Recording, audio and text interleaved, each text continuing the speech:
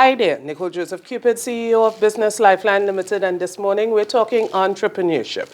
With me for today's episode of Let's Talk Entrepreneurship is Miss Tracey Stewart, a young entrepreneur just about to embark on her entrepreneurial dream and really to share her experience and sentiments with you. So, Miss Stewart, welcome to Let's Talk Entrepreneurship. I know it's a very exciting time for you as you're about to embark on your entrepreneurial dream. Right. Tell us, what has the journey been like for you? Thus far, honestly, it's been invigorating and it's been a little bit scary at the same time. I welcome that fear and I welcome the excitement, of course. I am open to learning as much as I can as I take the necessary steps to accomplish what I came here to accomplish. Awesome. So you say invigorating. Invigorating. Woo, yes? Why do you say invigorating? What makes it so invigorating for you? More so the relief that comes with I took a necessary step. I finally made that leap to do it. Awesome. Now, that leap has always been a scary thing for a lot of people. It has. So for someone who has had secured employment, making that leap into the world of entrepreneurship and the uncertainty that comes with it can be scary, which was your next adjective. And I'm assuming a bit that that's what you meant when you said scary. But tell us about that aspect. Let me change that. So I'm going to ask the question again, right? So, Beginning of the journey, taking the leap in general. That was the first scary part. Doing it. what would you say brought about that feeling of fear?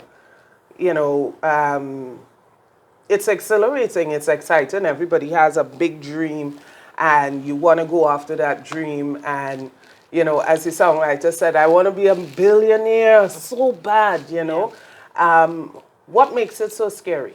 In the beginning, you have all these little voices in your head telling you to do X, Y, Z, and everything in between. And you lose sight of what it is you want to do. So you start following their path for you, for the most part. You start doing what they want to do. And every time you take a step along their path, the little voice that's for you is there still nagging, like, go this way, go this way. So when you say along their part, you're speaking specifically about third parties Yeah. sharing their perspective as to how you should go about fulfilling your dreams. Correct. You, from a kid, you should become a lawyer. You should become the doctor. You should go study this, that, and the other. Right? Because this is societal norms. Everybody wants their kid to be successful, and that's fine. But I feel like we are all put here for a reason. We all have our purpose, and, there's a lot of people that say, it's already written. It's already written. So why do I need you to tell me what I have to do for me? I need to figure that out on my own. But we get caught up with family, and it's very hard to tell family no. You know? That is definitely a common problem that a lot of people as entrepreneurs face because people get really, they feel dejected and lose their direction when they do not get the support for their dream from family members, or family members think, oh, let me do something else that's not as risky. Overcoming that challenge, would you say that that's a easy walk in the park, or? It took a very long time. Honestly, I did not get the confidence until I had my daughter. I had her, and there was an instant flicking of the switch. And not instant mightn't be the best word. Instant in the sense of something happened and that switched it on. And all of a sudden my brain was like, You have to make different I decisions. have to make different decisions, and not only it's you need to do what you need to do for you, because there's no one really around that's gonna help you raise this kid, provide for this kid. You have to do it. So what do you need to do for her? Yeah. Right? And if no outside party is adding to that goal, then they're irrelevant. Yeah.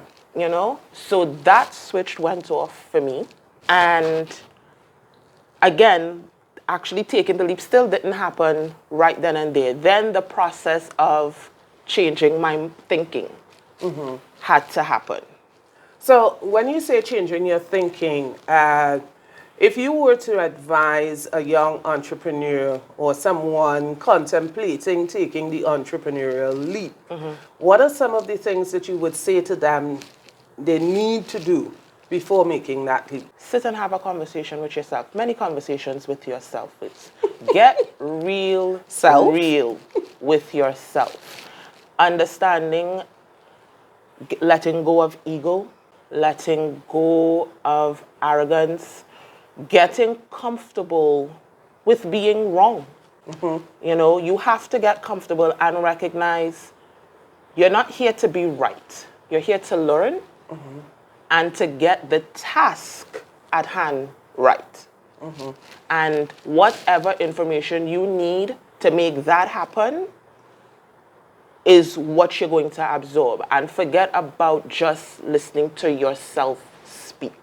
You're here to absorb information. And that may come in from many different outlets. Awesome. So I want to thank you for that bit of advice, and I think that advice is very relevant to people making that entrepreneurial leap.